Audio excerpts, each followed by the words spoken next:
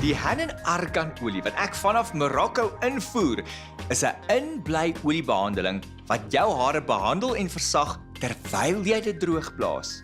So 2 pompies van hierdie arganolie wat haarkappers dikwels vloeibare goud noem, is heeltemal genoeg om die droogste hare sysag te maak.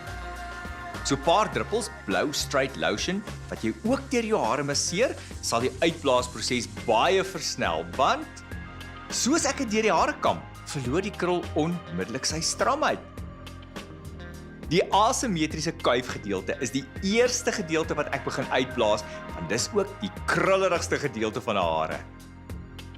Krullhare moet jy altyd segment vir segment droog blaas om te verseker dat dit vanaf die kopvel glad en reguit is en heeltemal droog is voor jy die volgende segment aanvat. As jy jou hare droog blaas, presies soos ek hier wys, sal dit vir langer as 'n hele week glad en reguit kan bly. Elke vrou wat hardloop na 'n doek vir haar kop met die eerste donderslag kan ontspan as sy die Hen & Smoothing Silicone Serum as afronding deur haar hare masseer.